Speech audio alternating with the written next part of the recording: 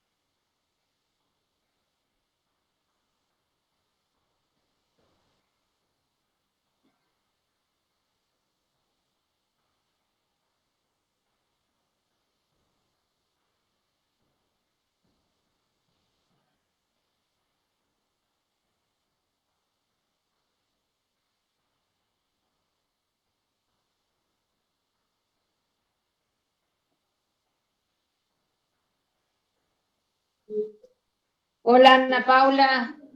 Hola Nancy, ¿cómo No estás? Buena, podía ingresar, ¿vos sabés? ¿Cómo? Ay, no Que te no escucho. podía ingresar, me ¿En costaba ingresar, serio? pero tenía la...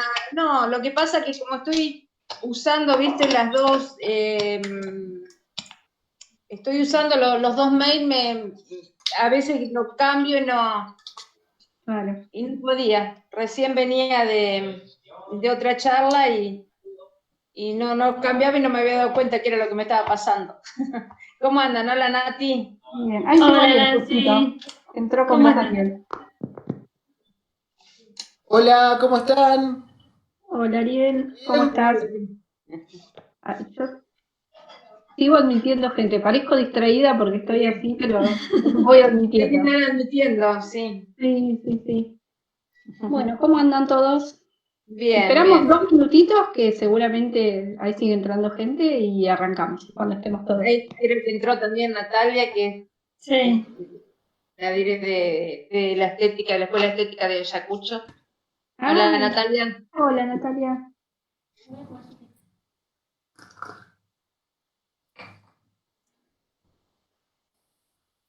¿Cuántos somos? Un montón.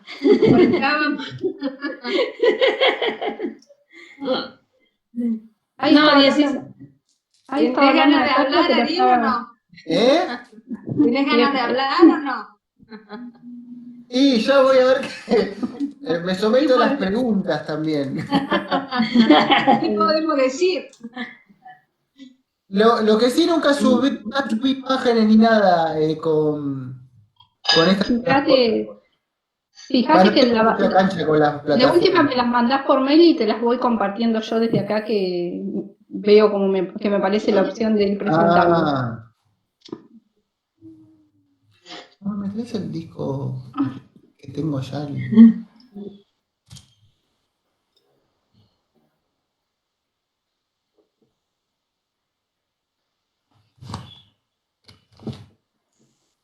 Yo le voy conociendo caras a alumnos que no les he conocido también. Voy identificando carita con. Algunos los he visto en los Zoom que hemos hecho, pero otros no.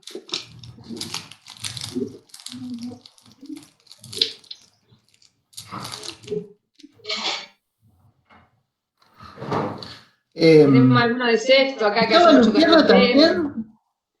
Luciana no venía. No, no, al Ah, final no podía porque, bueno, le salió una listo. cuestiones laborales. Buenísimo. Viste que ella es galerista y bueno, tenía como una venta. Claro. En estos momentos como que no. Pero no importa, porque Luciana, hemos ido tanto al museo que ya sabemos lo que hace y lo que dice. No, si yo te representamos, contamos un poco de tus tareas. Genial. Anita, fíjate si podés grabarla ahora en la Sí, charla. mira, me hiciste acordar. Hace un rato andaba preguntando y yo, sí. Ya está, podés, pues yo de acá del celu no puedo. A ver, solicitar consentimiento. Bueno, entonces sabe que sí. A ver, a ustedes les tiene que aparecer un iconito. ¿Les apareció? Ahí está. Genial. Sí, ya estuve probando. El otro día grabé, sometí a una amiga que hable conmigo, grabé y vi cómo te lo sube al Drive, te avisa, te notifica y todo, porque nunca lo había hecho y tenía miedo que falle justo hoy. Así que hicimos la prueba. Bueno, ¿les parece que arranquemos con los que estamos?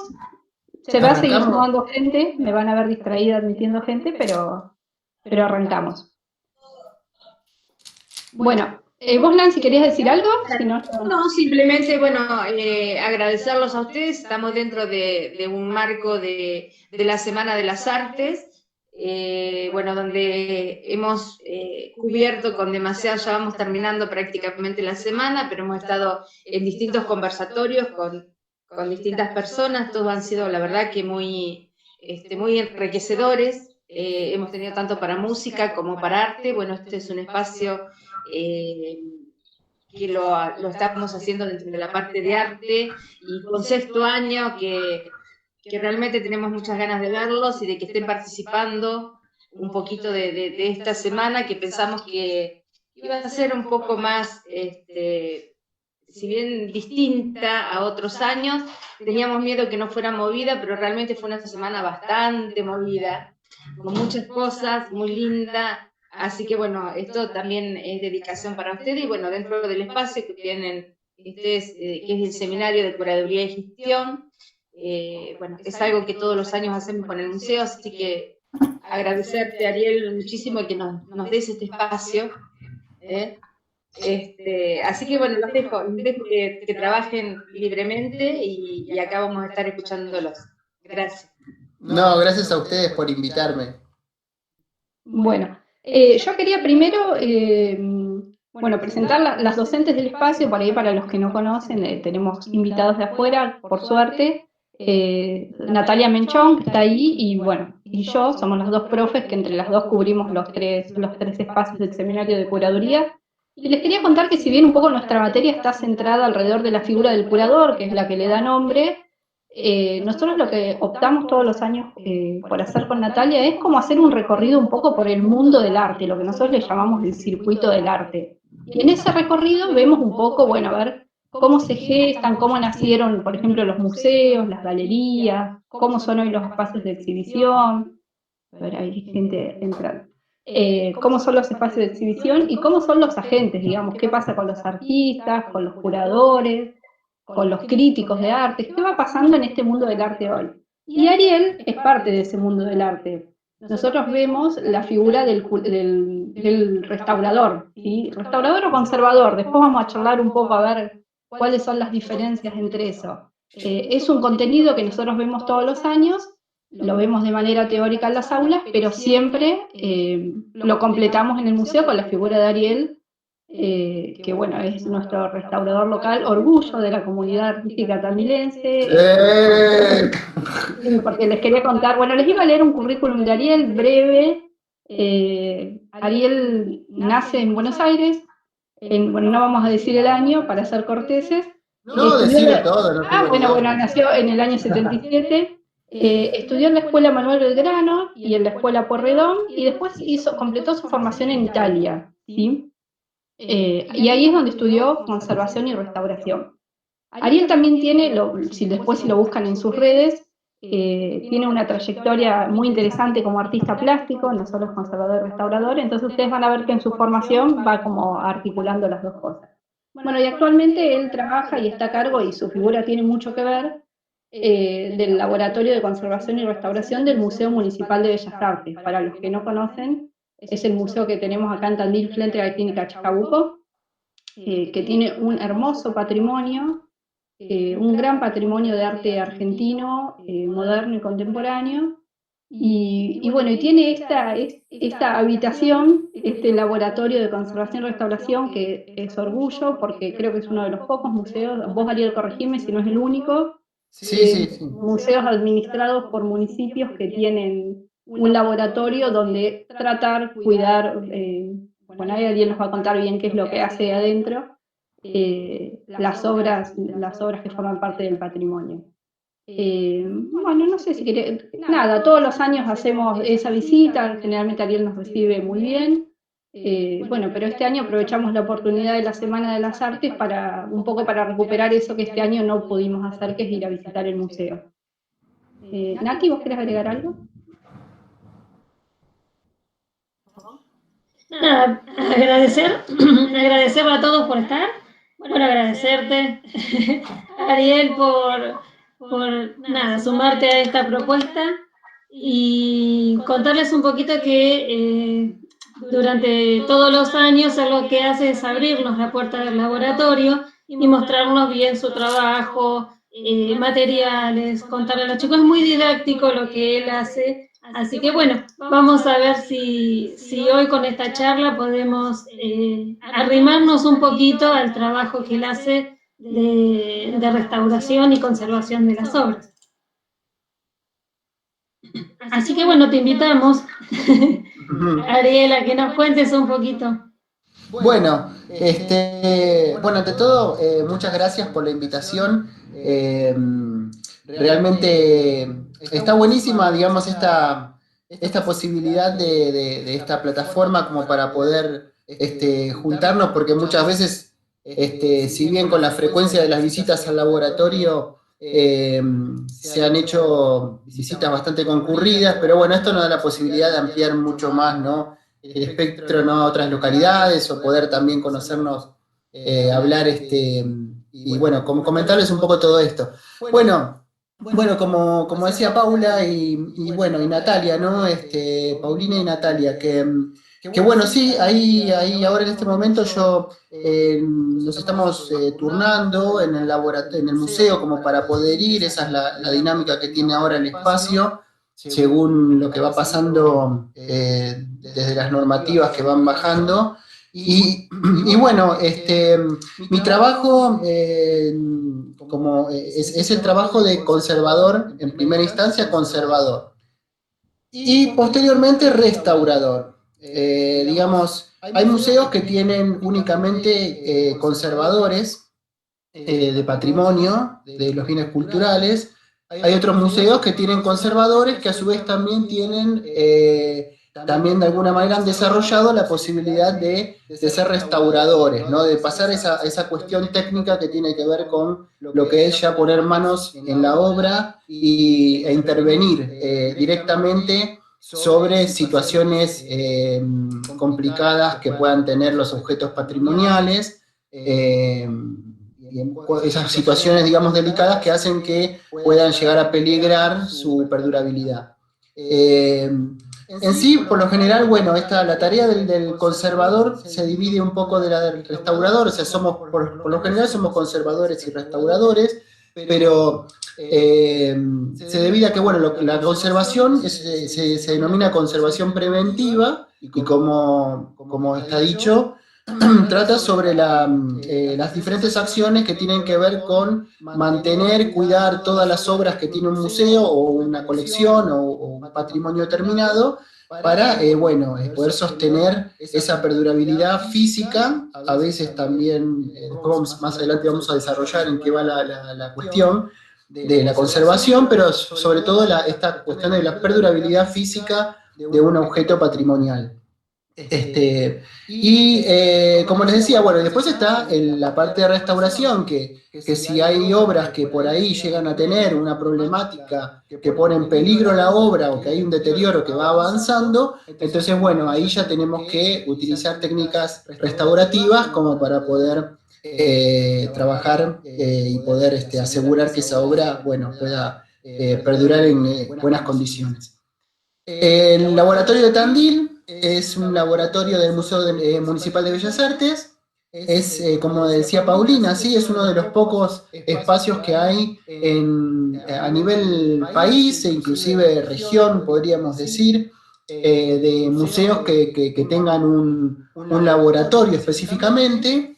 Y bueno, es un laboratorio que tiene ya 6 años, se inauguró hace 6 años aproximadamente, y tiene sí la única particularidad que en eso nos destaca, de que es un proyecto que tiene como fin ser tanto técnico, operativo, con lo que tiene que ver con el cuidado del patrimonio del museo, pero también tiene otra pata, por así decirlo, en lo que es la parte comunicacional y en la cuestión pedagógica, formativa, se podría decir, desde el punto de vista de que permite, pues, digamos, tiene una disposición, después yo le voy a pasar unas fotitos a Paulina para que pueda mostrar, pero tiene la posibilidad de poder contemplarse el trabajo que yo hago ahí. O sea, es una habitación que a su vez tiene una puerta vidriada y el espectador, tanto el espectador como o sea, el visitante, ¿no? Como también pueden ser instituciones, bueno, guiadas, grupos, pueden ver el trabajo directamente. Y esa característica sí lo hace que sea bastante especial, porque por lo general los laboratorios o los talleres de restauración, de conservación, son muy cerrados y no tienen acceso. Nosotros acá tratamos de hacer algo democrático, abierto, que la gente pueda ver el trabajo, de que sea una herramienta para los docentes y a su vez, bueno, que las personas tengan la posibilidad de ingresar al laboratorio a ver el trabajo del restaurador.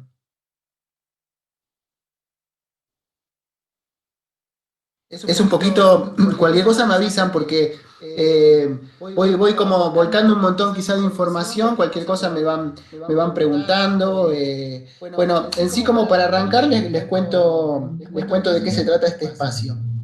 Así que bueno, ¿qué les parece? Si tienen alguna duda, vamos charlando.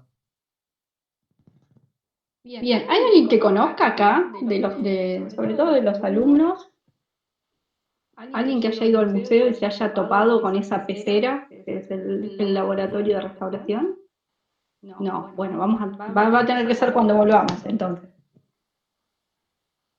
Sí, yo una de las cosas que más realmente extraño justamente en estos momentos, en estos tiempos, es justamente el contacto que se produce a través de lo que son las visitas al laboratorio. Porque hemos tenido muchas lindas sorpresas, o sea, alumnos por ejemplo, un par de casos de alumnos de la escuela polivalente aquí en Tandil que han tenido la posibilidad de encontrarse con esta tarea que es la del restaurador conservador y han optado inclusive por seguir una formación, en este caso en Buenos Aires, si se han inscrito en la carrera, o sea que ha despertado un estímulo también muy interesante a unas cuantas personas que, bueno, han decidido seguir por ese camino también, ¿no?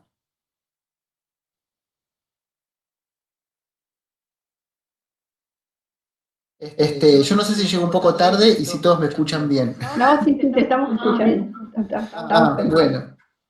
Ariel, ¿y nos querés ahondar un poquito en esta diferencia que hablábamos al principio entre un conservador y un restaurador? Porque por ahí a nosotros nos pasa que, por ejemplo, cuando empezamos el seminario de curaduría, es una materia rara, digamos, porque ya el nombre es raro. Bueno, antes nos pasaba presencialmente, ahora virtualmente, que cuando uno dice, bueno, a ver, uno entra al aula el primer día y les pregunta a los alumnos, bueno, a ver, ¿qué es para ustedes la curaduría? Digamos, es un nombre raro que entró como al mundo del arte en los últimos años de manera formal, y todo el mundo lo asocia con curar cuadros, digamos, curar, arreglar. Bueno, y ahí empiezan las confusiones y ahí es donde nosotros, bueno, discriminamos como las diferentes, empezamos un poco a desandar el camino de las diferentes tareas. ¿Nos querés contar un poco esta diferencia? Bueno, también te voy a hacer ahí un hincapié en un detalle desde el punto de vista de lo que son las formas que tenemos de nombrar a las diferentes actividades en las instituciones, ¿no? En los museos, porque por ejemplo, nosotros acá hablamos de los curadores y se presta un poco a esta confusión del curar. Pero en otros países, bueno, por lo general en España la tarea del curador, o en otros países se denomina de comisariado o comisario de arte también, que es otra forma de que la misma actividad, por así decirlo, se nombra de una manera diferente, ¿no? Con otra palabra. Nosotros, te interrumpo un segundito, nosotros con los chicos vimos un video, y por lo menos los que están cursando conmigo, vimos un video de unos comisarios españoles, los que lo vieron se estarán acordando ahora. Claro, puede ser, porque por lo general ocurre esto que en España sobre todo, o también en otros países, o también en la parte habla hispana, en Estados Unidos, o por ejemplo también en el caso de Francia, o sea, la palabra curador es también algo muy curioso que es muy nuestra. Y yo en eso realmente hago aguas de cómo es el origen y el porqué de esa determinación. Pero sí, volviendo un poco al punto de la conservación, voy a contarles que la conservación, digamos, de la obra, o lo que se denomina correctamente sería conservación preventiva, es como se denomina a esa disciplina, a esa acción que se hace en los museos. Eso implica llevar un control digamos, de todos los aspectos que puedan, que conciernen al cuidado de todo ese patrimonio, ¿no? O sea, esa conservación preventiva, esto de prevenir antes que curar, ¿no?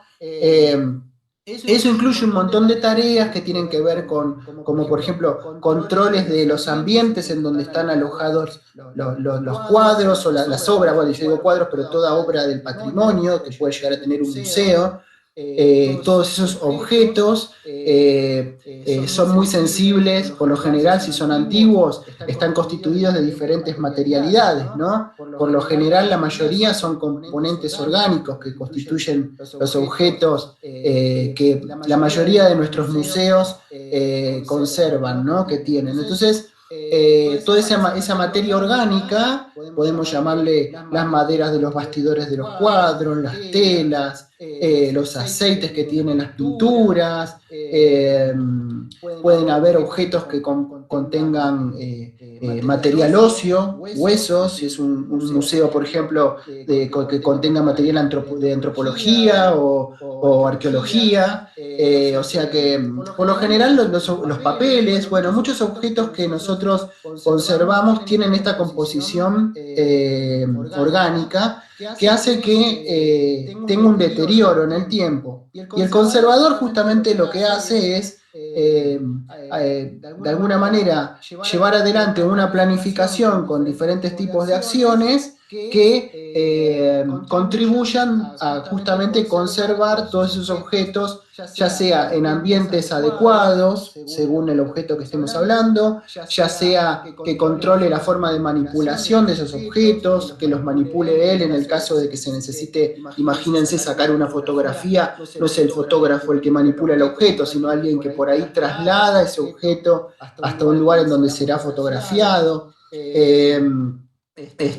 Después, todo lo que tiene que ver con llevar un relevamiento de cada uno de esos objetos, saber qué daño tiene, qué necesita a futuro, cómo tiene que ser intervenido, eso entre muchas acciones, ¿no? Y tomando la temperatura y tomando de alguna manera la luz cuando se hace una exposición y el curador dispone los cuadros en una sala, saber si la luz que está recibiendo ese objeto es la cantidad de potencia lumínica, lo daña o no lo daña, saber qué es lo que afecta o no afecta al objeto. O sea, son una cantidad de acciones que tienen que ver justamente con ese cuidado preventivo, ¿no? Esa es la tarea del conservador preventivo. Y después, cuando un objeto encontramos, como nos ha pasado en el museo, ¿no? de Tandil también, que cuando de repente un objeto ya posee un daño, un corte en una tela para un cuadro, un ataque de algún tipo de hongo o de algún tipo de insecto que haya producido un daño en una escultura de madera, por ejemplo. Bueno, varios tipos de daños que son una gran cantidad de daños, que cuando esos objetos ya tienen esa problemática, ahí entra de alguna manera la parte técnica de restauración. Tenemos que ir precisamente donde está el daño, hacer todo un estudio previo muy minucioso sobre qué tipo de problema tiene y hacer un plan de trabajo también muy minucioso sobre cómo se va a atender esa problemática, para frenarla o para eventualmente quitarla, ¿no? Esas son las diferencias, ¿no? Yo quiero saber si por ahí me entendieron bien. Digamos, el conservador solamente, por lo general la tarea del conservador cuando no es restaurador, no atañe el resolver la problemática física, el daño, ¿no? Ahora, cuando sí entra también la tarea de restaurar, ahí es cuando tenemos que trabajar. ¿Se entendió más o menos cómo es esta diferencia? Sí, sí, se entendió. Buenísimo. Eso vendría a ser, digamos, un poco la división de las diferentes disciplinas, se podría decir, que no son diferentes, es toda una gran disciplina, pero quiero decir diferentes acciones, ¿no? Claro, son como diferentes modos de intervenir. Digamos. Exactamente. Uno sería como prevenir el daño y el otro es, bueno, cuando el daño ya está hecho, básicamente. Exacto. Exactamente.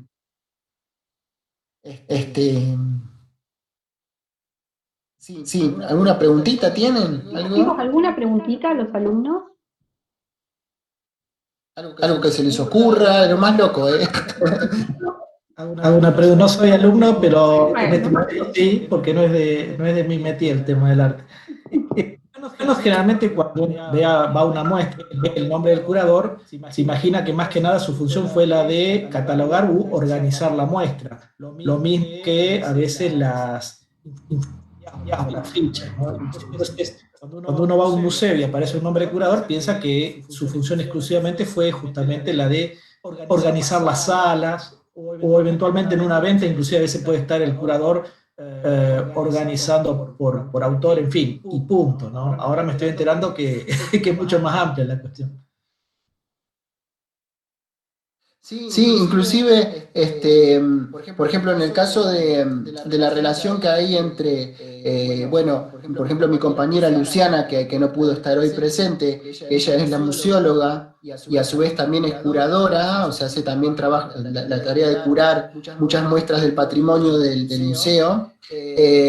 Trabajamos en conjunto la mayoría de las veces en el caso de que esa muestra tenga que ver con el patrimonio que tiene el museo, las obras del museo, trabajamos en conjunto para ver también las posibilidades que tiene cada obra de poder ser exhibida. O sea, hay algunas obras, hemos querido hacer a veces algunas muestras en donde por ahí una parte de las obras que tenemos guardadas en el museo no están aún todavía, por así decirlo, restauradas o puestas como en función de que puedan participar de una muestra. Y en eso, digamos, por lo general en todo el mundo, lo que es la tarea del curador y en los museos principalmente, y el conservador restaurador, es muy vinculada, digamos, ¿no? Por ahí estaría bueno, Ariel, si les contás, o nos contás a todos, un poco cómo es el edificio del museo y esto de la existencia del reservorio, que por ahí es algo que no todo el mundo sabe que existe. Si nos querés contar un poco cómo es el de acá, qué hay. Sí, si ustedes, yo también les voy a pasar unos datos para que por ahí anoten y que busquen que busquen en la web, ¿no? También, porque más allá de poder mostrar fotos, ¿no? Hoy en día estos espacios se encuentran fácilmente y se puede dar uno también, ¿no? La posibilidad de darse mayor idea viendo en diferentes lugares cómo son estos espacios. Tanto los laboratorios, los talleres, ¿no? Como también en este caso, como vos decís, el reservorio o reserva de obra. Un reservorio, una reserva de obra de un museo, es un espacio cerrado en donde se aloja por lo general la cantidad de obras, la colección de un museo, de una fundación o de una colección determinada. Y cumple con ciertas características que por lo general son habitualmente muy comunes de ver, ¿no? Como por ejemplo grillas o o estanterías especiales para poder poner los cuadros, colgarlos sin que corran riesgo de caerse, de golpearse. Poseen un ambiente controlado de humedad y de temperatura, porque como les comentaba que la mayoría de los objetos tienen una composición orgánica, son muy sensibles a la humedad y a la temperatura ambiente, ¿no? Y poseen también, bueno, todas las características digamos, que hacen a elementos de protección, aireación, para que todas esas obras de alguna manera, bueno, estén en buen estado de conservación. O sea que un reservorio. Actualmente, por ejemplo, el reservorio, este espacio que tenemos en el Museo Municipal de Bellas Artes de Tandil, es una habitación que aloja aproximadamente y estará en unos 1.200 objetos, entre pinturas, algunas esculturas, objetos que están enmarcados, como pueden ser grabados, ¿no? Papeles enmarcados, alguna obra de arte contemporáneo también, compuesta por diferentes objetos ensamblados, o sea, y estamos también, por así decirlo, por ejemplo, en una condición al límite, se podría decir, porque justamente una de las problemáticas que tienen los museos es que bueno, si no se tiene a veces un buen control por así decirlo, ¿no? de la cantidad de alojamiento de objetos que se van recibiendo también en donación, y muchas veces se producen saturaciones que terminan siendo peligrosas para la conservación de las obras, de todas, ¿no? Se acumula mucho objeto, quiero decir. Pero, digamos, sin embargo, por ahora estamos en una situación límite, pero podemos sobrellevarlo con cuidado de conservación aún. ¿Se entendió? 1.300 objetos es un montón. Sí, lo que pasa es que uno tiene que entender que pueden haber objetos que puedan medir 15 centímetros hasta cuadros de 2 metros por 2 metros, ¿no? Y también podemos hablar de papeles que cada uno de ellos está, digamos, por así decirlo, clasificado como un objeto. Pero de alguna manera parece un número grande, pero bueno, cuadros habrán unos 500 más o menos. Bien, y es interesante por ahí esto que señalabas vos de ver la articulación, por ahí también para que vean los chicos, entre las tareas del curador, por ejemplo, como puede ser la tarea que desarrolla Luciana cuando decide mostrar determinada faceta del patrimonio o armar una muestra que muestre determinada cara de todo lo que hay en el reservorio, cómo tiene que articular con vos, a ver si esa obra está disponible, si hay que realizar alguna tarea específica sobre eso. Y lo que vos decías, que es importante, que es un plus, esto de las condiciones de exhibición que tiene que tener cada obra, que esto es importante por ahí para los alumnos que están formándose un poco en estas tareas que hace un curador, y que ellos van a realizar una muestra, un proyecto de muestra, es como siempre su proyecto final de cursada. Esto de las condiciones de exhibición, bueno, a ver, una obra en papel no la puedo poner expuesta a la luz del sol, las condiciones de circulación, de una escultura que se puede caer no la puedo poner en un pasillo, y cosas semejantes. ¿Alguien desea preguntar algo? ¿No? ¿Se está entendiendo todo? Perfecto. Bueno, por ejemplo, con lo que decías con respecto así todo lo que atañe al cuidado de armar una curaduría, por así decirlo, ¿no? Sí, evidentemente hay cuestiones que digamos que por ahí integrar lo que tiene que ver con una lectura que tiene que tener la muestra, ¿no? Una lectura en donde se quiere, por así decirlo, reforzar el concepto que esa muestra pueda llegar a tener, y a su vez equilibrar eso con lo que atañe a la conservación de esos objetos. Muchas veces es como que se lee separada la cuestión. Profesionalmente lo correcto sería poder, sabemos que lo ideal a veces es un poco difícil, más en nuestros ambientes, nuestros espacios, que no tienen por ahí la posibilidad la posibilidad técnica y muchas veces la posibilidad, por ahí, por así decirlo, de sentido común, porque a veces no se necesita dinero, no se necesita cuestiones técnicas muy complejas, sino tener el sentido común de entender cómo funcionan los espacios para poder generar una buena conservación, una muestra con un buen estado de conservación de los objetos. Pero es cierto que muchas veces las curadurías pueden llegar a ser muy ricas desde el punto de vista, ¿no? De apoyo conceptual que se le brinda a la muestra, de embellecerla o de generar un recorrido óptimo para el espectador, pero por otro lado puede llegar a ocurrir, ¿no? Que se descuidan un montón de otros aspectos que tienen que ver justamente con la parte de la conservación de esos objetos. Esto se da por lo general mucho más cuando se trata con patrimonios delicados, ¿no? De los museos. A veces, aunque hay obras a veces de arte contemporáneo, están constituidas de materiales que pueden ser materiales también muy ultrasensibles, fotografías, por ejemplo, ¿no? Y que puede ocurrir que el tener una mala ubicación de ese objeto en un espacio puede llegar a dañar esa obra, por ejemplo, ¿no?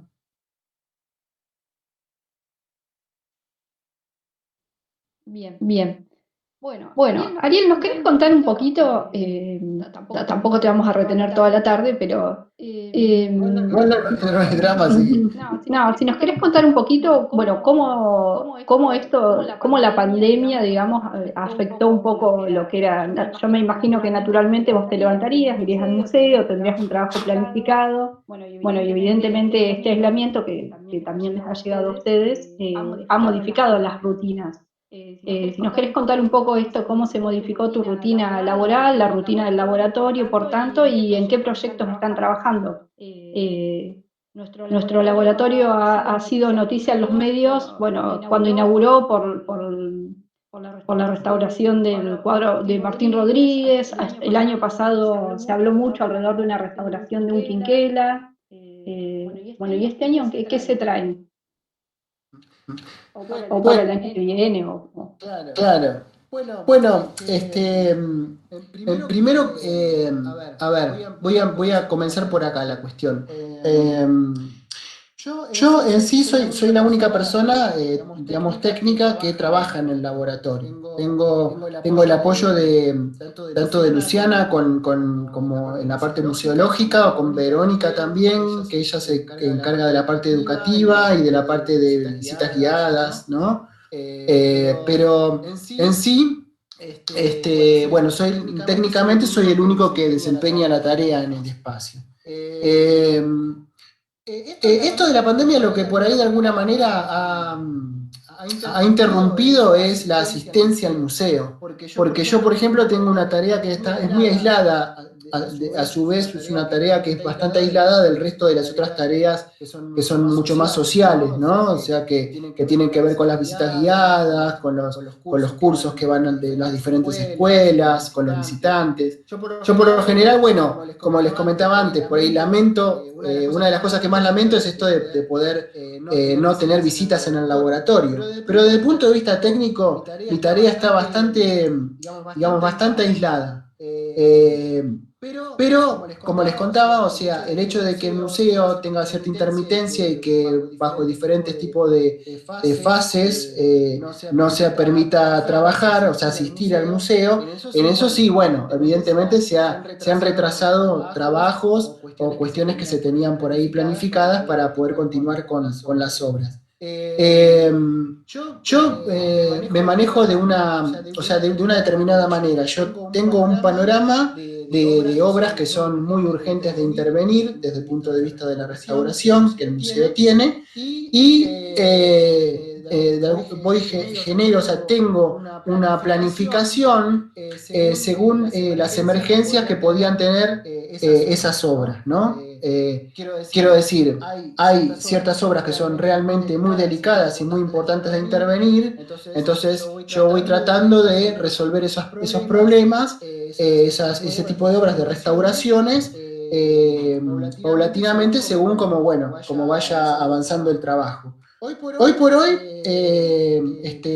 bueno, me encontraba trabajando en una obra muy complicada de Eugenio Daneri, es un paisaje. No es una obra chica, pero sin embargo tiene muchísimas problemáticas, muchas problemáticas que ahora les puedo contar qué tipo de problemáticas tiene una obra, por ejemplo, como esta. Pero en sí estaba trabajando en esa obra y como yo me muevo por etapas, entonces de alguna manera es como que dejé estancado en una determinada etapa del trabajo.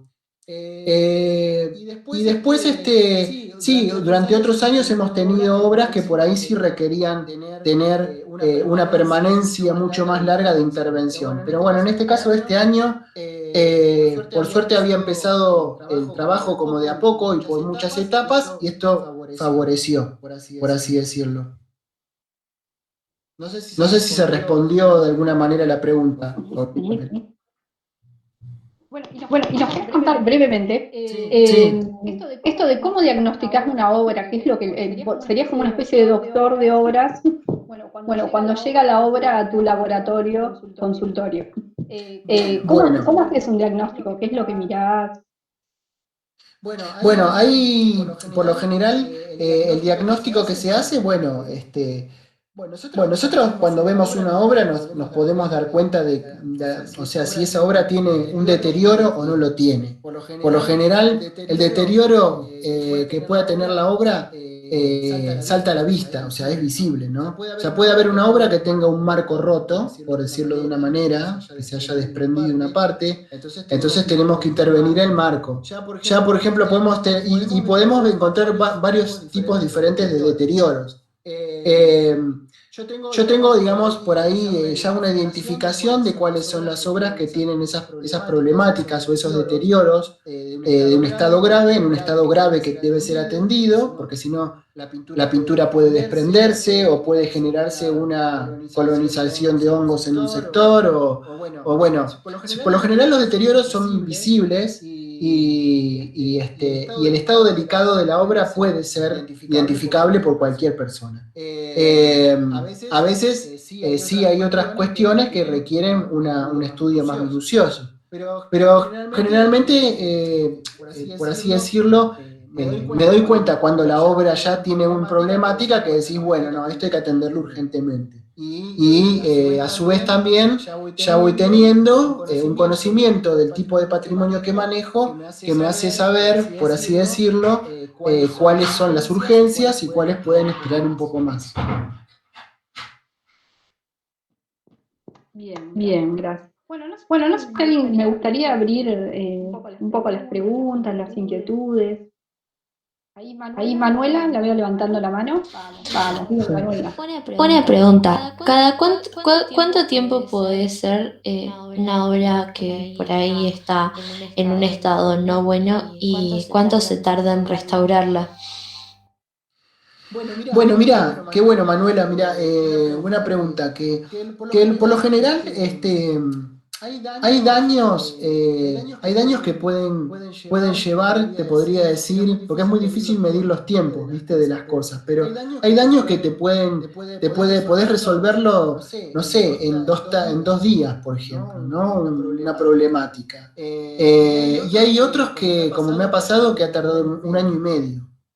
O sea, depende mucho del problema de la obra y el tipo de obra. Te voy a dar un ejemplo.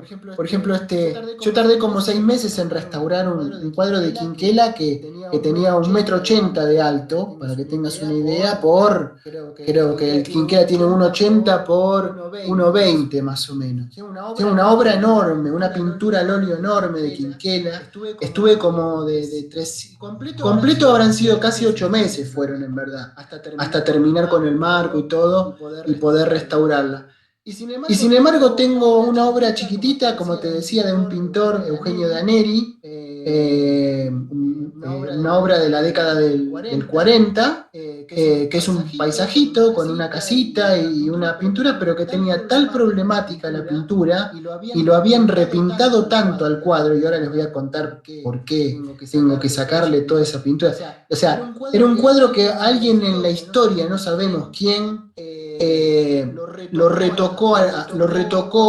trató de restaurar, no hizo las cosas bien y generó un problema más grande. Bueno, esa obra estoy casi, ya te digo, como por el Quinquela que la estoy restaurando. Casi 8 meses con una obra que es, calculale que es de 40 por 60 de centímetros. O sea, ponele. Es un poco más grande de la pantalla de la compu que deben tener. Y está en el problema que me lleva mucho más tiempo. Así que depende mucho, ¿viste? De eso. Bien. ¿Alguna otra pregunta? Ábranse el micrófono y hablen. Pregunten que yo no los estamos veo acá. y por ahí alguien está levantando la mano y no está en mi pantalla. Claro, sí, ustedes pregunten. Bueno, yo te hago una pregunta porque ahí mientras van pensando, a mí se me ocurrió otra cosa. Vos recién contabas que estás reparando Daniel porque en algún momento alguien utilizó un criterio de restauración que a esa persona le ha parecido que repintándolo, aunque le modificara cosas al original, lo estaba arreglando, digamos. Eso nos está hablando que en algún momento, porque me acuerdo que cuando restauraste el Quinquela pasó algo similar, había una parte que estaba como repintada. Nos está hablando de que en una época había un criterio determinado que decía que repintar un cuadro arriba estaba bien, digamos. ¿Qué pasa hoy con esos criterios? Todavía hoy, ¿qué es lo que rige hoy los criterios de restauración? Respetar los originales, respetar las restauraciones. ¿Cómo trabajas con eso? Bueno, mira, para que se entienda un poquito más la tarea de restauración específicamente, o sea, por ejemplo, vamos al caso de una pintura específicamente, porque esto realmente es un mundo, chicos, es una cosa enorme. Cada objeto tiene una forma diferente de intervenirse. Cuando hablamos de restauración, hablamos desde papeles, desde pinturas, esculturas de diferentes materiales, edificios, y me voy a ir un poco fuera de límite diciendo que también hasta inclusive se restauran fotografías y se restauran también información digital de discos rígidos, para que tengan ustedes una idea de todo lo que abarca el trabajo de la restauración de arte, por así decirlo. En el caso de la pintura, de una pintura, por ejemplo, y puede ser en un mural también, en un mural, por ejemplo, podemos decir un mural del Renacimiento en Europa, un fresco, por ejemplo, o un mural mexicano, ¿no? Por lo general hay una serie de... Nosotros los restauradores tenemos como una forma de criterio, por así decirlo, un montón de regulaciones, un montón de acciones que tenemos que respetar de forma general. O sea, por ejemplo, un médico cirujano, si el cirujano opera un cuerpo, tiene un protocolo. Ahora que estamos, el protocolo es lo más, ¿no? Todo es protocolo. Pero bueno, los restauradores tenemos un protocolo muy estricto de trabajo con una obra determinada, con un tipo de problemática.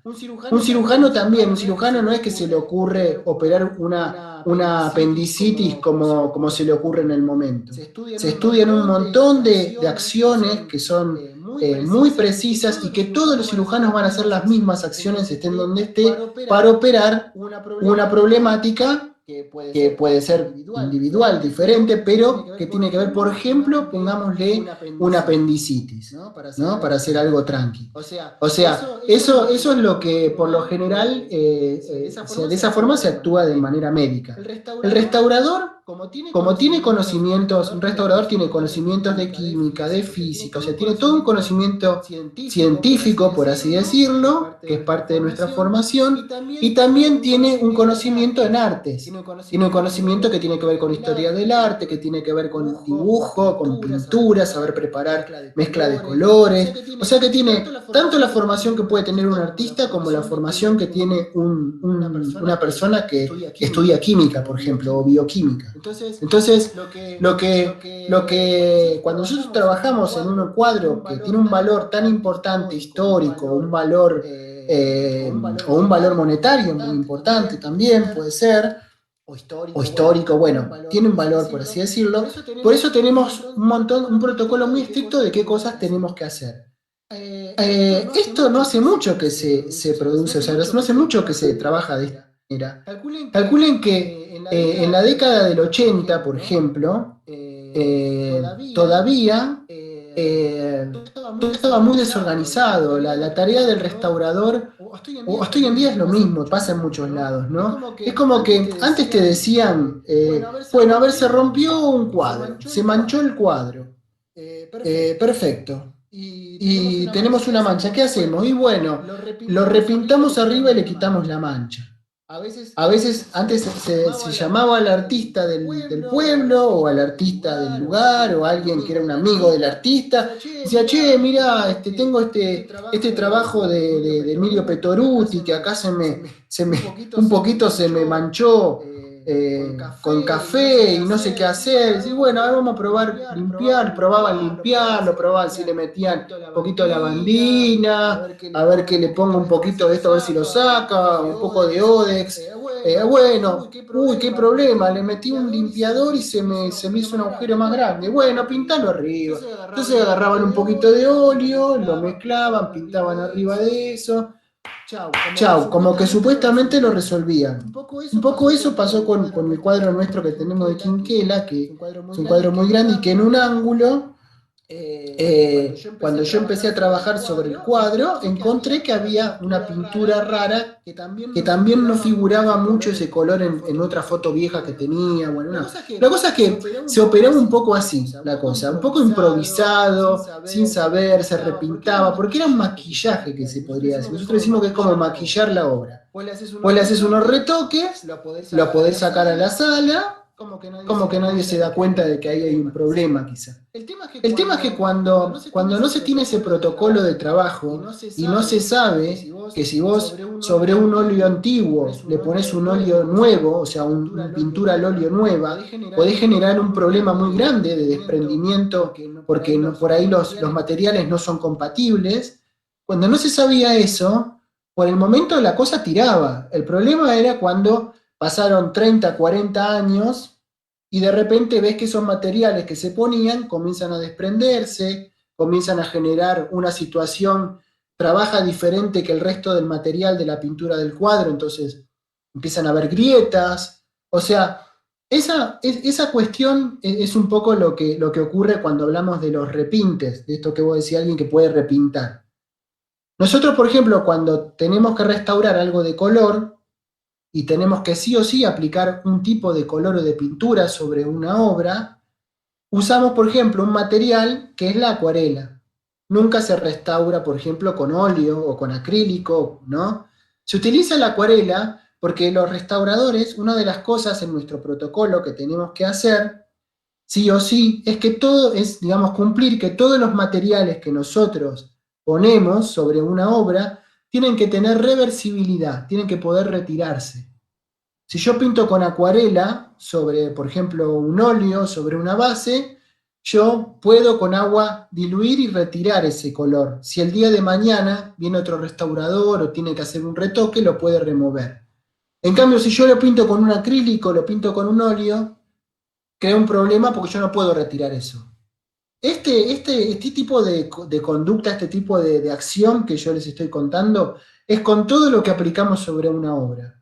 Con un pegamento, con un color, o sea, una pintura, tengo que suturar un cuadro, de alguna manera una tela que se rompió, tengo que hacerlo con un pegamento que me permite retirarlo en algún momento, o sea, garantizar que lo que yo pongo pueda sacarse. Eso es como una idea. Pero claro, nos encontramos con cuadros, con obras desde hace 60 años atrás, por ahí, y a veces no tanto, que tienen la problemática de que estos protocolos no eran restauradores, o sea, no era gente formada la que hacía estas cosas, y en el tiempo eso termina generando una problemática en el cuadro, por ejemplo.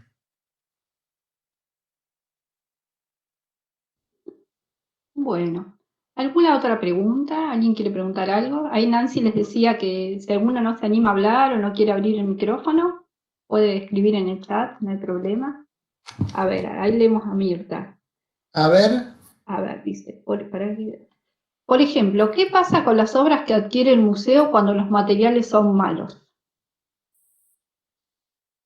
Bueno, qué buena pregunta. También otra buena pregunta.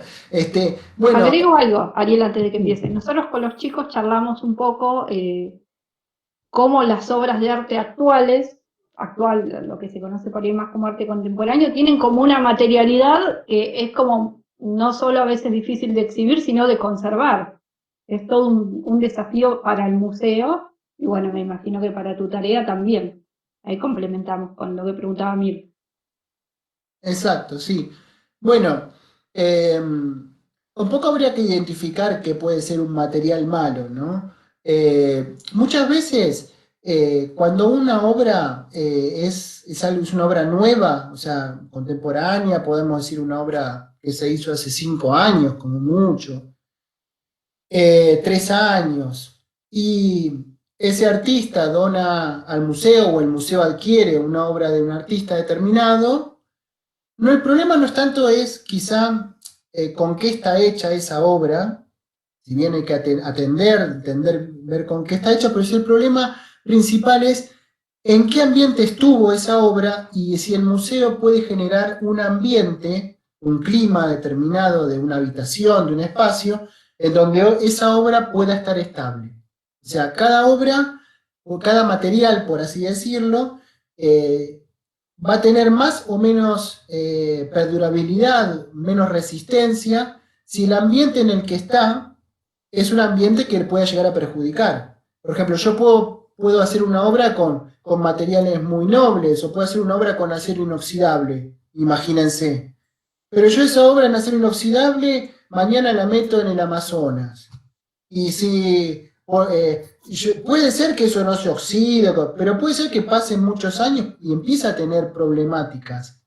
¿Se entiende? O estoy siendo un poco dramático y grande el ejemplo, ¿no? Drástico, pero quiero decir que todo objeto, el estado de conservación va a depender del ambiente en el que esté. Como nuestros cuerpos, por ejemplo. Si yo estoy trabajando en un lugar con un ambiente agradable, ¿no? Y un ambiente que me permite, voy a estar cómodo y no voy a tener problema. Ahora, si estoy con un aire acondicionado o estoy sometido a mucho frío o a mucho calor, me voy a enfermar. Bueno, a nosotros nos pasa a nivel nuestro organismo, ¿no? Pero lo que ocurre a nivel de las obras es exactamente lo mismo, no deja de ser material orgánico que sufre un ambiente determinado. Entonces, un poco para responder la pregunta, sí, es cierto que se ha perdido en el tiempo, se ha perdido algo que tenía que ver con el oficio de hacer un objeto, una obra, un cuadro. Eso tenía un oficio, porque antes los artistas, por así decirlo, tenían una conciencia amplia de lo que de lo que era el tipo de material con el que estaban trabajando. Hoy en día, la posibilidad que brinda el arte contemporáneo de mezclar tantas técnicas y tantas cosas genera objetos que obviamente sí pueden ser menos estables, que sean más complicados de conservar. Perdón, quiero preguntarles también si se escucha mucho una sierra que está en el fondo y si molesta, porque es mi compañera, mi novia que está haciendo escultura y... sí. Se escucha poquito y no molesta. Ah, joya, bueno. No, muy poquito. Bueno, ¿alguna pregunta más? A ver, otra pregunta, Laura. ¿Cuáles son las problemáticas más frecuentes? Ay, se me cerró. A ver, vale. Sí. ¿Cuáles son las problemáticas más frecuentes que te podés encontrar al restaurar una obra? Bueno, las problemáticas más frecuentes son el tipo de daño físico que puedan tener, que son perforaciones o cortes, por ejemplo, en el caso de una pintura, algún tipo de hongo en una escultura de madera, por ejemplo, puede ser también. Después, podemos tener también problemáticas en papeles, como pueden ser también hongos en papeles. A eso, cuando hablamos de hongos y hablamos de insectos que comen, le llamamos biodeterioro, que puede ser un deterioro, ¿no?, por un agente biológico. Después por ahí también muchos problemas de golpes en los marcos, faltantes de ornamentos en esos marcos tan ornamentados que pudieran haber. O sea, eso por lo general, y mucha suciedad también, la suciedad es lo principal.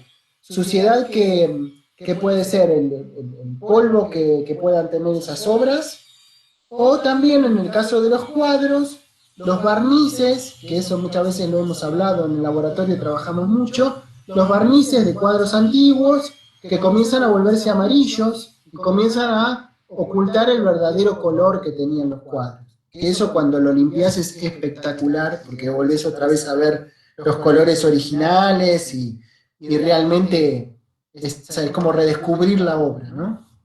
Esos son los más Me acuerdo el año pasado o el anterior, que hubo un cuadro en exhibición que lo habías dejado a la mitad con barniz amarillo y la otra mitad se veían los colores originales. Me acuerdo que fue algo raro de ver expuesto así. Sí.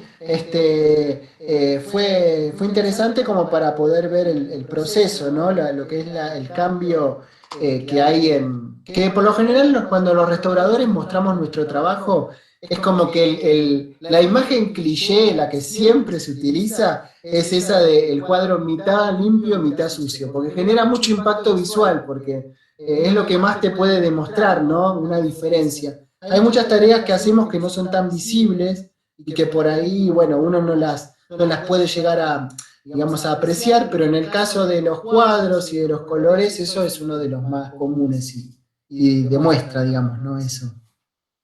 Yo quiero preguntarles algo a ustedes, si sabían, si por casualidad habían escuchado hablar de, más allá de lo que es la formación, de que lo hayan estudiado, pero si antes alguna vez habían escuchado hablar de restauradores, de alguna restauración famosa, algo que alguna vez se hayan encontrado.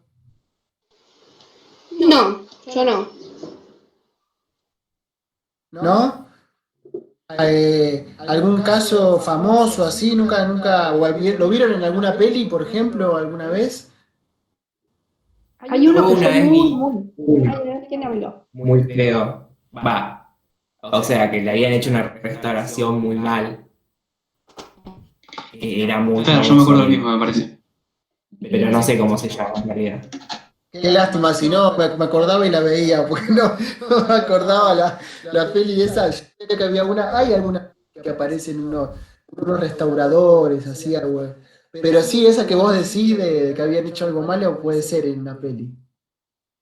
Hubo un caso muy famoso de un Cristo, de un Ecce Homo. Sí, yo decía Seguro esa. que se van a acordar porque Yo fue me acuerdo meme. Me acuerdo de la de Cristo, hace varios años. Sí, Bueno, una señora, Cecilia. esto fue una especie de situación calamitosa por un lado, porque bueno, sí, se había destruido una obra, pero fue como una especie de boom de marketing para la tarea del restaurador que fue enorme, porque mucha gente empezó a enterarse de la idea, o sea, de enterarse de esto a través de ese suceso que fue tan internacional. De hecho fue, sí, muy resonante, que era el caso, ¿no? De una señora que justamente le habían encargado la restauración de un retrato de un Cristo, y si ustedes después lo buscan como el Ecce Homo de Borja, así se llama, de Borja con B larga, van a encontrar que lo dejó tipo como un huevo frito la cara, era una cosa extrañísima, un omelette parecía. Pero eso porque, bueno, vamos un poco a lo que hablábamos antes, ¿no? De que por ahí se sigue ocurriendo mucho, y en países que están muy desarrollados en lo que es conservación y restauración, que la gente sigue a veces dándole algún cuadro muy valioso a alguien que por ahí no tiene idea de que pueda hacerlo y lo termina arruinando, ¿no? Termina siendo algo irreversible por ahí.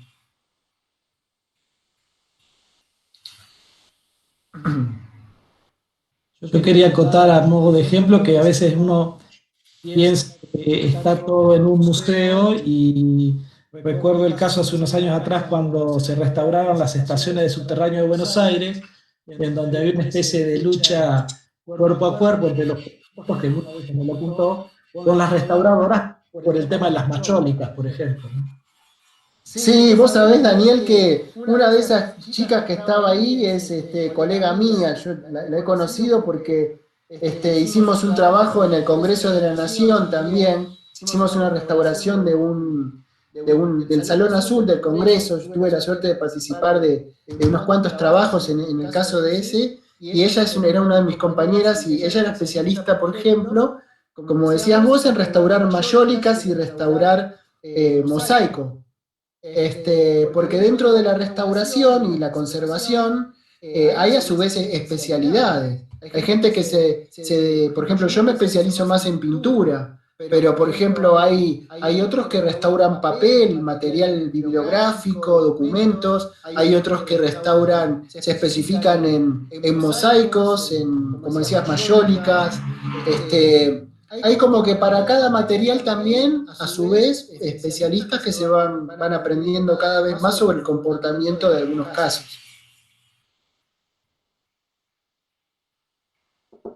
Bueno, ¿alguna pregunta? Vamos a ir cerrando, así lo liberamos, Ariel. ¿Alguna otra pregunta? Ahí. Acá. A Rosana la veo mover la boca, pero no la escucho yo. Ahí se está poniendo auriculares. ¿Se vio que compartí la pantalla el Cristo o no? Ahí me Se llegó a ver. Ahora sí te escuchamos. Ahora sí. Estoy desde hoy manoteando, pero ibas hablando, ibas respondiendo a muchas de las cuestiones que quería escucharte decir. Me quedé pensando, porque vos decías, bueno, los diagnósticos de las obras, ¿no? Así que harás un seguimiento, me imagino, con la cantidad de obras, la cantidad de diagnósticos, por más que en el tiempo se va resolviendo. ¿Con qué, a ver, vos haces un seguimiento de las obras? ¿Con qué tiempo específico haces el recorrido de esas obras que te parecen más peligrosas por ahí? Peligrosas entre comillas, ¿no? Por ahí desde la antigüedad o desde el material, ¿tenés un tiempo establecido para hacerles ese seguimiento? Bueno, mira, el método, o sea, la forma por el cual yo me organizo con el patrimonio del museo es el siguiente. Yo entré en el año 2012 a trabajar el relevamiento del patrimonio del museo. O sea que hay una cuestión que me favorece, que es que el tiempo y el contacto con esas obras me ha dado la posibilidad de alguna manera tener un conocimiento bastante acabado de lo que es el grupo, ¿no? El corpus que hay. Yo de por sí, si bien tengo hecho un relevamiento que data de esa época, que es un primer relevamiento, a medida que se incorporaron mejoras desde el punto de vista ambiental del lugar donde están las obras, o sea, tomando en cuenta eso, tomando en cuenta que se sanearon también, bueno, también la sala Santa Marina, que es una sala que tenemos donde hay un patrimonio fijo, quiero decir, obras que nunca se mueven, están siempre en una sala. Pero bueno, cuando hablamos del reservorio, de este lugar donde están todas las obras, yo tengo la suerte de poder tener ya un tiempo determinado en donde ya voy conociendo mucho el grupo de obras, como también los factores de riesgo. O sea que los seguimientos que se hacen de las obras, o sea, permite por grupo ver un grupo en donde estaban identificadas las más delicadas, que son las que deben seguir tratándose o que se ven con más asiduidad, por así decirlo, y otras obras que, por ser obras mucho más contemporáneas, o ser obras modernas, o ser obras que por ahí tienen una buena constitución, o sea, en el sentido de que están bien conservadas, no requieren de alguna manera de un seguimiento tan estricto.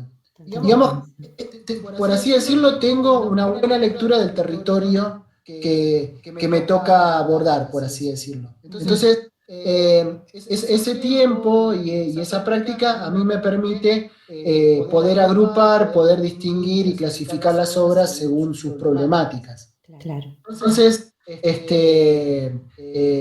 hemos, por ahí de alguna manera, desde el punto de vista de obras que tengan una situación realmente crítica, hemos salido ya desde hace unos años de esa situación, con obras que tenían, como el Quinquela, que era realmente crítico, porque tenía, por ejemplo, grandes porciones de pintura que estaban por despegarse, para que tengan una idea.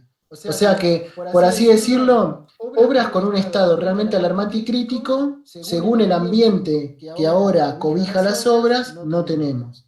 Puedo avanzar por cosas un poco más sencillas o que se pueden atender con más distancia, con más tiempo, digamos, ¿no? Bien. Esto más o menos se entendió, pero va mucho. Claro. No, yo me refería, yo dije, bueno, tendrá un tiempo establecido para, te imagino, ¿no? Medio que me desespera, yo soy profesora de pintura, soy de Balcarce. Bueno. Así que me imagino, conozco el museo, por supuesto, pero me imagino recorriendo, entrando solo al museo y diciendo, a ver qué le pasó, a ver si pasó algo, a ver si brotó algún honguito, a ver si veo una cascarita, alguna cosa. Pero... Por eso mismo viste que te contaba que justamente la situación de la condición ambiental en donde están las obras alojadas es fundamental. Porque si realmente las obras no estuviesen en un ambiente que no tuviese de alguna manera un clima adecuado, una situación estable, yo tendría que estar todo el tiempo mirando todo. Claro. La estabilidad me permite, conociendo los problemas y conociendo, digamos, ese entorno de estabilidad, sé que no van a haber cosas que puedan proliferarse. O puedan, digamos, más allá de que también hay mucho cuidado en el movimiento, en el traslado de las obras dentro del espacio. Entonces, bueno, son esas cuestiones, ¿no? Es un poco conocer también el ambiente donde uno está trabajando. Claro, y en qué condiciones estás trabajando, por supuesto. Gracias. No, por favor. Ahí, por ejemplo, haciendo hincapié a lo que me comentabas, hay espacios que sí requieren una asiduidad constante. Hay museos en nuestro país, por ejemplo, que tienen problemáticas de humedades muy grandes, alojan documentos, papeles inclusive que son muy importantes, históricos, y requieren un control constante de los objetos porque lamentablemente no se puede estabilizar. A veces tampoco por la imposibilidad económica de hacerlo, sino que no da el edificio, puede ser un edificio muy antiguo, pueden ser cosas. O sea, es bastante, digamos, bastante particular según las condiciones, ¿no? Sí, claro. Bueno, yo creo que si no hay más preguntas, vamos cerrando. ¿Alguna pregunta, alguien? Aprovechen, pregunten que no lo vemos por un tiempo, Ariel. No, también porque por si cualquier pregunta que tengan vinculada no solamente al museo, a cosas propias o algo que por ahí, alguna duda que tengan sobre una cuestión más personal desde el punto de vista de obras que hagan o cosas así también. Sí, y también les quería contar que otros años generalmente ha pasado que nosotros vamos con el seminario al museo y bueno, los alumnos, muchos se han quedado enganchados con esta tarea del conservador y después vuelven al museo y pobre Ariel, bueno, y le preguntan dónde se estudia, cómo, y Ariel, bueno, Claro. asesora mucho, así que ahí lo tienen, igual pueden preguntar a los otros profes. Pero... Sí, ahí me habían preguntado, Mirta creo que salió por el chat, que preguntó si dábamos cursos. Bueno, en verdad les comento, hay un tema acá. Como yo les había comentado, la tarea del restaurador o del conservador es una tarea que requiere como una formación bastante amplia. En verdad es una formación, estamos hablando siempre de quienes trabajan en museos y tienen contacto con patrimonios o con la responsabilidad de poder restaurar una obra de un privado también, ¿no? De un coleccionista. Con esto que quiero decir, la carrera cuando se estudia dura entre 4 a 6 años, puede durar mucho más. Lamentablemente, si bien siempre tuvimos menos ahora, que ahora hay problemática con la pandemia, pero siempre se prometió que se iba a extender un poco más porque siempre se dio en Buenos Aires la carrera. Se dio de forma pública o en universidades privadas o, bueno, también de forma pública. Pero cuando hablamos, por ejemplo, del tema de cursos, a veces uno, en primera instancia no se dan cursos, no damos cursos. Pero lo que quiero decir es que esta disciplina a veces se pueden aprender algunas cuestiones como para atender cosas personales, como por ejemplo conservar tus cuadros, conservar tu obra o hacer una cosa así, pero requiere mucha responsabilidad. Para nosotros es algo de muchísima responsabilidad no tomar a la ligera la disciplina y en un entorno profesional, digamos que sean profesionales los restauradores que toman la responsabilidad de restaurar una obra.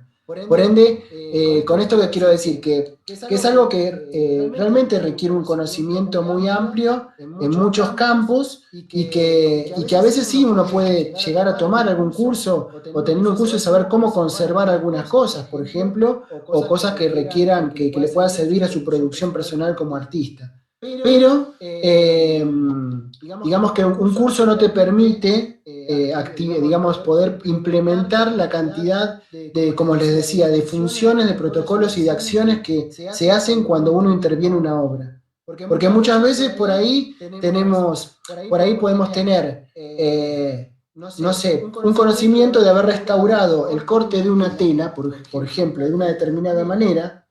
Pero cuando tenemos otro cuadro más para poder restaurar, no quiere decir que todos los cuadros se intervengan de la misma manera, que todos los cuadros se restauren de la misma manera. Porque cada cuadro, cada objeto, cada escultura, cada restauración tiene una identidad propia y tiene una problemática propia. Y todo eso hay que empezar a estudiarlo. Imagínense que a veces hacemos desde análisis con el cuadro de Martín Rodríguez, que es un cuadro en Tandil muy importante a nivel histórico, un cuadro de 1880 más o menos. Hicimos un trabajo con el INTIC, por ejemplo, con el Instituto Nacional de Tecnología Industrial, en donde hemos hecho no solamente estudios físico-químicos de las pinturas para restaurar el cuadro, sino hasta hemos llegado a hacer acá en Tandil radiografías, que es algo muy común que se hacen en otros países de una manera mucho más directa. Nosotros a veces no tenemos acceso a ese tipo de estudios. Pero imagínense que se hacen hasta radiografías de los cuadros para ver y para poder recién tocar el cuadro. O sea que la conservación y restauración es una disciplina muy abarcativa. Por lo general, lamentablemente, o sea, no se puede aprender en un curso, se puede a veces aprender pequeñas cositas, pero de alguna manera requiere una responsabilidad muy grande. Eso como para poder, porque a veces uno piensa que es nada más que algunas acciones y que eso lo aprendo y lo hago y ya está. Y en verdad es algo mucho más complejo porque te llevas muchas sorpresas en el camino. Cada cuadro que restaurar es un mundo diferente y les puedo asegurar que las problemáticas son de lo más inesperadas, insólitas que puedan haber. Por ejemplo, digamos, ¿no? Bueno, Ariel, te agradecemos mucho. Creo que ya no hay más preguntas. No quiero clausurar la charla, sino, bueno, te agradecemos muchísimo, como siempre. Todos los años tenemos el privilegio de contar con tus charlas desde este espacio. Y no sé si alguien quiere, Nancy, vos querés cerrar diciendo algo. Y bueno, agradecerles a todos, no solo a los alumnos, que espero que les haya gustado, que les haya servido, que lo hayan podido relacionar con lo que venimos trabajando, que se hayan entusiasmado. Esperemos este año contar con alguien que pueda también continuar sus estudios en estas disciplinas. Y bueno, y a los profes, directores también, tenemos gente de Balcarce, de Mar del Plata. Así que a todos muchas gracias por conectarse y regalarnos este ratito. Nancy, te dejo el cierre, mira, por ser la dire. Por ser la dire te toca abrir y cerrar. Claro, totalmente. Realmente, bueno, lo dije al principio, gracias por compartir este espacio con nosotros, de estar dentro de este marco de las Semanas de las Artes que hemos puesto y que hemos armado en conjunto con Balcarce, con Ayacucho, con Rauch, y bueno, instituciones de Tandil, para que bueno, nuestros alumnos tuvieran una semana distinta y pudieran participar y ser esto, ¿no? Que muchas veces, mira, yo hace rato que estoy en la escuela, pero la verdad es la primera vez, no es porque no he tenido por las profesoras, no haya tenido invitación, porque muchas veces nos dicen, nos acompañás y demás, pero realmente es la primera vez que te puedo escuchar, así que bueno, bienvenida a la virtualidad desde ese lado. Ha sido una charla muy amena y para nuestros alumnos también, bueno, el poder tener acá sexto año un ratito, aunque sea atendiendo todo esto, también es muy importante para nosotros. Así que nuevamente gracias y vamos a seguir manteniéndonos en contacto porque te vamos a seguir molestando un montón de veces más. Ahí vamos a Bueno. estar pidiendo, y cuando vayamos a poder ir al museo, ahí vas a tener los grupos nuestros también para seguir enriqueciéndonos. Muchas gracias. Bueno, la verdad, Nancy, yo estoy muy agradecido porque, primero que para mí es re importante, y yo creo que justamente como decías vos, estas posibilidades que brinda la virtualidad, yo creo que es un camino nuevo que se abrió y que me parece que está buenísimo poder explotarlo, y que, primero que me parece genial esta posibilidad de conectarse así, y sobre todo de tantos lugares que a mí realmente me produce un placer enorme y me encanta poder transmitir lo que tiene que ver con mi trabajo, bueno, con poder difundir la tarea del restaurador conservador y poder también estar disponible, es un placer muy grande para poder brindar toda la consulta, ayuda que yo pueda llegar a brindar desde mi humilde lugar, pero por un lado eso, y por otro lado, también, bueno, me quiero acordar de dejarle a Paulina o dejarles a ustedes después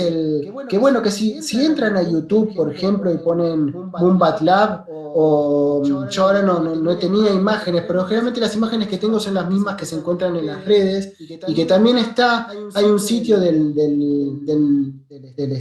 municipio donde está el sitio del museo, que si quieren compartir ese link, en ese espacio hay una página web del laboratorio en donde van a ver las fotos, van a estar todo lo que un poco algunas cosas de las que dije descritas en esa página, van a ver imágenes, y donde también pueden encontrar, que se pueden bajar, ejemplos de restauraciones de obras, porque están subidos de 2 o 3 informes que vendrían a ser, a ejemplo, 3 informes completos de las restauraciones de cuadros que hicimos ahí en el museo, un cuadro de Carpani, creo que hay otro cuadro más de Guillermo Butler, y un cuadro de Ana Weiss de Rossi. Esos informes, que son los que componen nuestro archivo. Cada restauración se hace también en papel, un archivo en papel, y después se hace también todo un informe en digital. Bueno, 3 ejemplos de esos informes los tienen en esa página. Ustedes van a tener una idea más acabada de cuestiones formales de la parte restaurativa. Y a su vez profundizar un poco más en todo esto. Así que bueno, también estoy disponible para lo que gusten, y para mí fue un placer enorme y me encanta esto de estar conectados por acá. Muchas gracias. ¿Qué vas a decir, Ariel? Lo que los espero allá cuando sea posible también, ¿no? Esperemos que sea pronto. Bueno, muchas gracias a todos. Nos estamos viendo. A los chicos yo después les cuelgo en los Classroom alguna info más. Dale, buenísimo. Esto va a estar grabado también en el canal de YouTube que tenemos de la Semana de las Artes 2020, así que la charla grabada ahí para poder volver a escucharla si quieren. Me encantó. Gracias a todos. Muchas gracias a todos. Gracias, Daniel. Muchas gracias. Nos vemos. Hermosa charla. Muchas gracias, chicos. Y gracias, Nati.